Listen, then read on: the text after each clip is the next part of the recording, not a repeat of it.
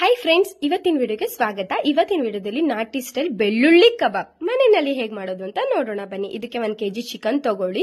ಹಾಗೆ ನಾನಿಲ್ಲಿ ಶುಂಠಿ ಪೇಸ್ಟ್ ಯೂಸ್ ಮಾಡ್ತಿಲ್ಲ, ಬೆಳ್ಳುಳ್ಳಿ ಪೇಸ್ಟ್, ಹಸಿಮೆಣಸಿನಕಾಯಿ ಪೇಸ್ಟ್, ಕೊತ್ತಂಬರಿ ಸೊಪ್ಪು, ಪಾಲಕ್ ಸೊಪ್ಪು ಇಷ್ಟು ಹಾಕಿ ರುಬ್ಬಿ ಮಸಾಲೆ ಮಾಡಿ ಎತ್ತಿಟ್ಕೊಳ್ಳಿ.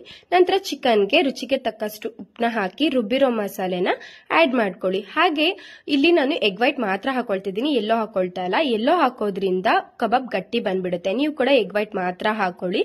ನಂತರ ಒಂದ್ ಸ್ವಲ್ಪ ನಿಂಬೆಹಣ್ಣು ರಸನ ಆಡ್ ಮಾಡ್ಕೊಂಡು 1-2 ಸ್ಪೂನ್ ಕಾರ್ನ್ಫ್ಲೋರ್ ನ ಹಾಕೊಳ್ಳಿ. ಬೇರೆ ಯಾವುದೇ ಹಿಟ್ಟನ್ನ ನಾನು ಇಲ್ಲಿ ಯೂಸ್ ಮಾಡ್ತಾ ಇಲ್ಲ. ನಂತರ 1/2 ಕಪ್ ಮೊಸರನ್ನ ಹಾಕೊಳ್ಳಿ.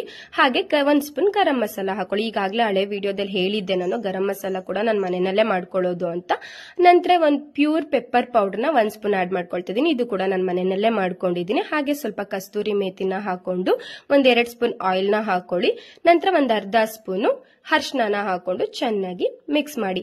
ಈ ರೀತಿ ನಾವು ಮನೆಯಲ್ಲೇ ಮಾಡ್ಕೊಂಡಿರೋದನ್ನೆಲ್ಲ ಯೂಸ್ ಮಾಡೋದ್ರಿಂದ ನಮ್ಮ ಹೆಲ್ತ್ಗೆ ತುಂಬಾ ಒಳ್ಳೇದಾಗಿರುತ್ತೆ. ಹಾಗೆ ಚೆನ್ನಾಗಿ ಮಿಕ್ಸ್ ಮಾಡ್ಕೊಳ್ಳಿ.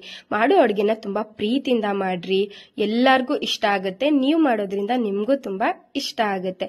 ಚೆನ್ನಾಗಿ ಮಿಕ್ಸ್ ಮಾಡಿ 1 ಅವರ್ ಮ್ಯಾರಿನೇಟ್ ಆಗೋದಿಕ್ಕೆ ಎತ್ತಿಡಿ. ನಂತರ ಒಂದು ಪ್ಯಾನ್ನ ಬಿಸಿ ಮಾಡೋದಿಕ್ಕಿಟ್ಟು ಆಯಿಲ್ನ ಹಾಕಿ, ಆಯಿಲ್ ತುಂಬಾ ಚೆನ್ನಾಗಿ ಬಿಸಿ ಆಗಬೇಕು. ಬಿಸಿ ಆದ ನಂತರ ಚಿಕನ್ ತಗೊಂಡು ಮಿಕ್ಸ್ ಮಾಡಿ ಒಂದನ್ನೇ ಹಾಕೊಳ್ತಾ ಬನ್ನಿ. ಒಂದು ಅರ್ಧ ಸೈಡು ಕೆಂಪುಗಾಗೋವರೆಗೂ 10 ನಿಮಿಷ ಬೇಯಿಸ್ಕೊಳ್ಳಿ.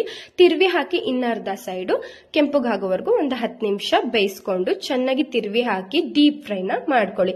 ನಂತರ ಲಾಸ್ಟ್ ಅಲ್ಲಿ ಹಸಿ ಕರ್ಬೇವಿದ್ರೆ ಅದಕ್ಕೆ ಹಾಕೊಂಡು ಕಬಾಬ್ನ ಎತ್ತಿಟ್ಕೊಳ್ಳಿ.